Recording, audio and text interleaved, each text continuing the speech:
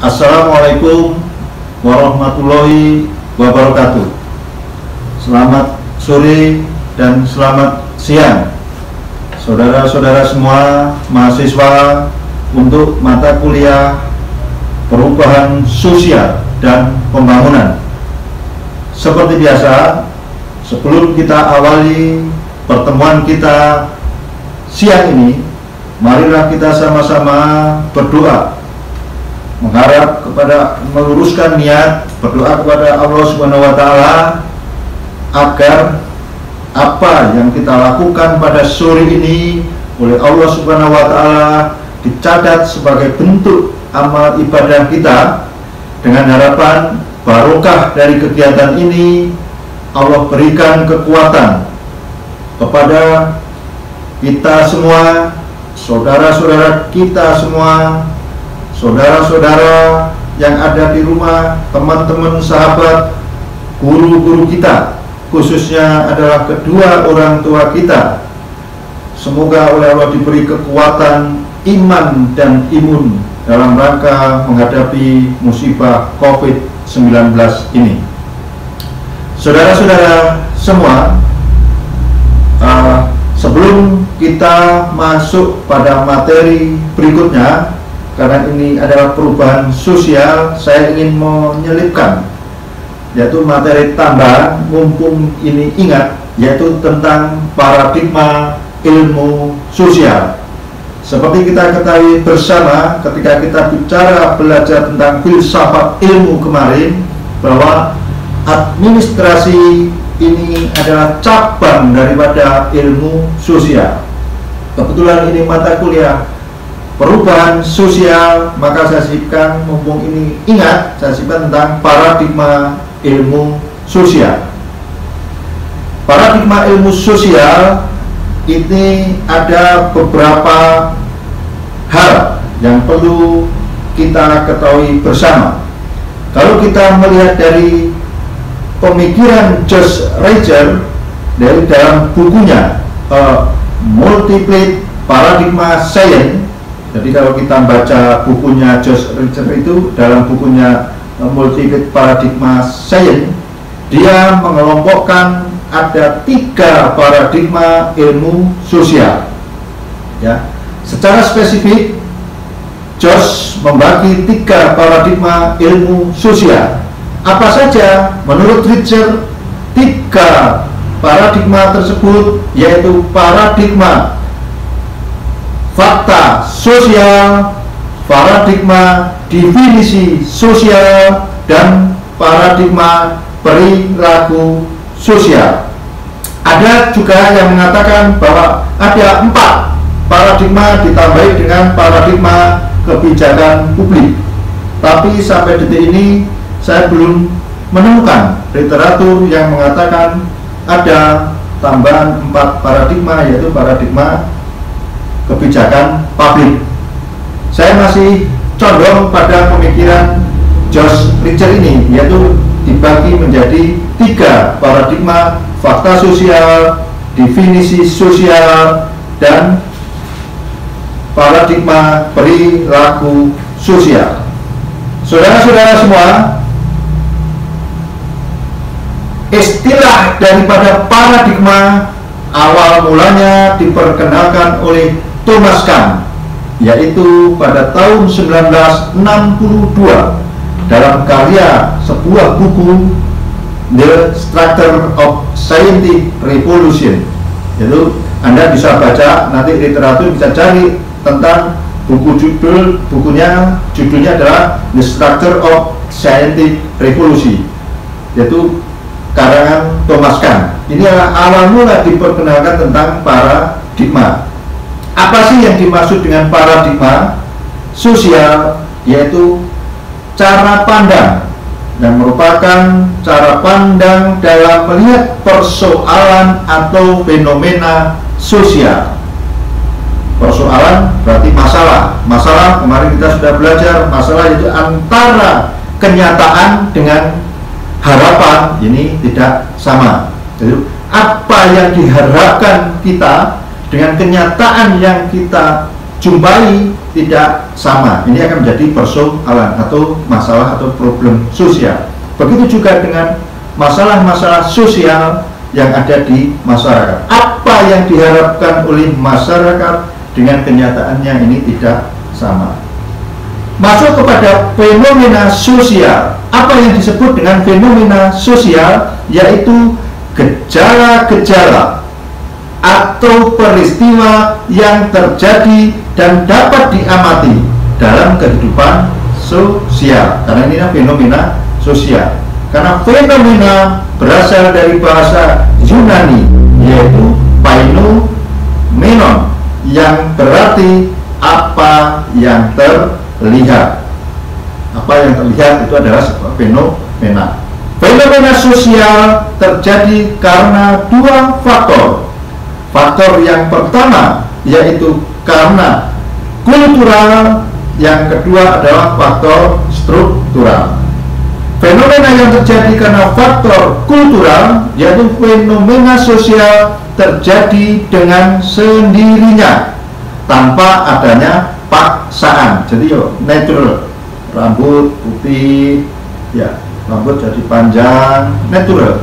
Pertumbuhan manusia dari dependen ke independen ke interdependen, kultural, yaitu faktor kultural. Sedangkan faktor struktural, fenomena yang terjadi karena faktor struktural itu memiliki sistem sosial tertentu di dalam masyarakat.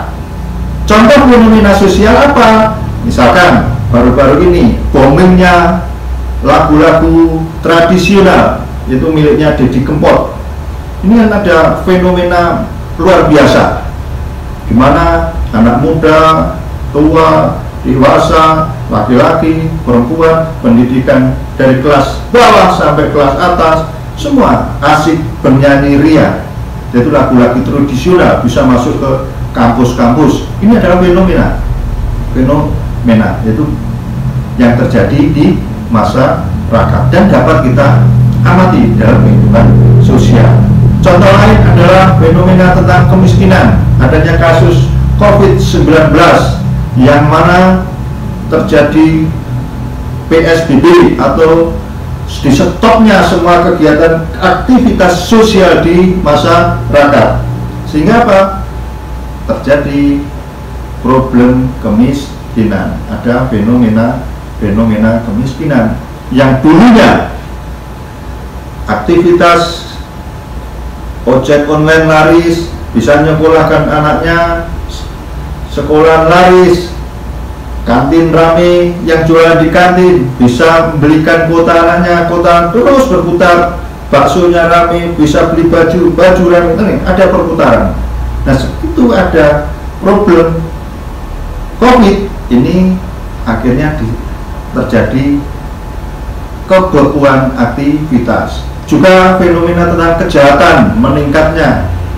Di satu sisi tekanan ekonomi yang kuat, sisi lain ada pelonggaran kebijakan pemerintah dengan melepas adanya asimilasi.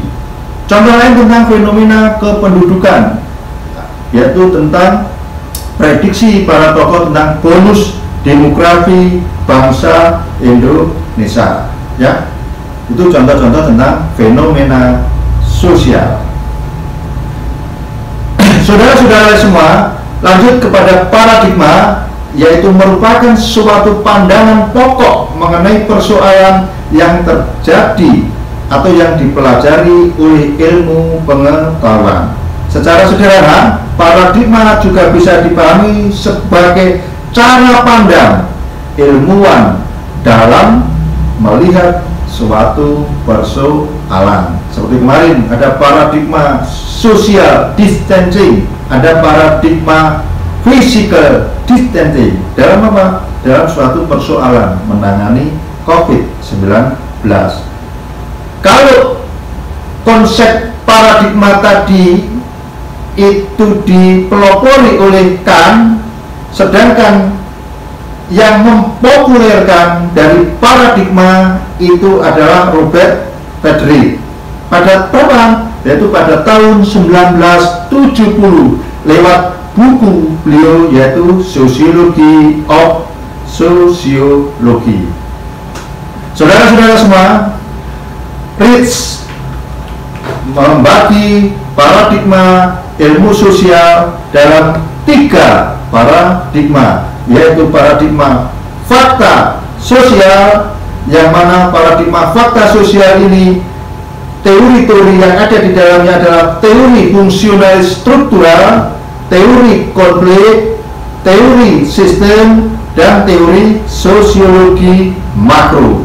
Yang kedua itu adalah paradigma definisi sosial, yaitu teorinya tentang action teori atau teori tindakan. Yang kedua adalah interaksionalis simbolik. Yang ketiga teori fenomenologi, yaitu tentang fenomena. Yang ketiga tentang paradigma perilaku sosial. Teorinya apa saja? Yaitu teori tentang behavior dan sosiologi dan action teori. Paradigma fakta sosial. Apa yang dimaksud dengan paradigma fakta sosial? Paradigma fakta sosial adalah cara pandang yang meletakkan fakta sosial sebagai sesuatu yang nyata ada di luar individu atau di luar subjek. Penekanan pada paradigma fakta sosial ini yaitu memiliki realitasnya sendiri.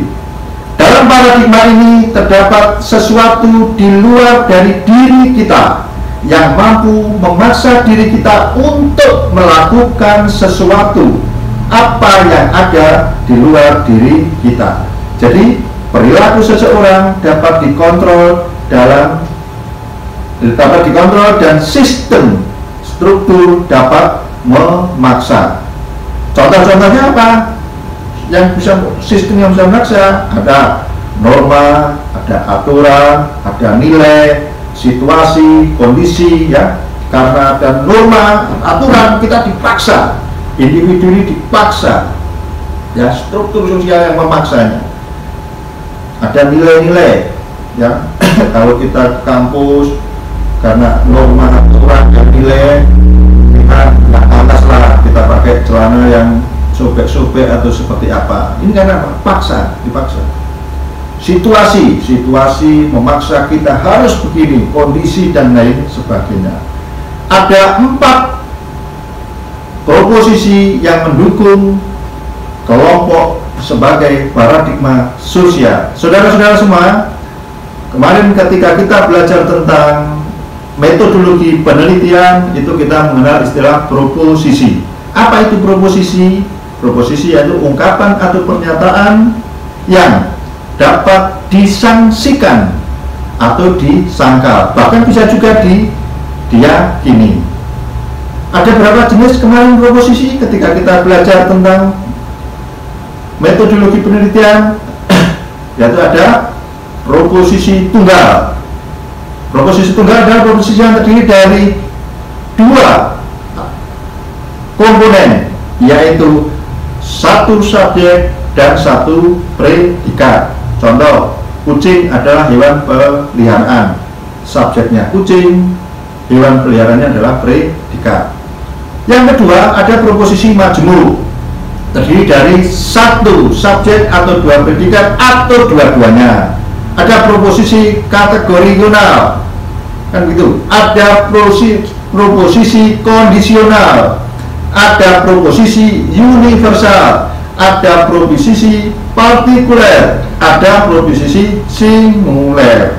Ya, itu jenis-jenis proposisi.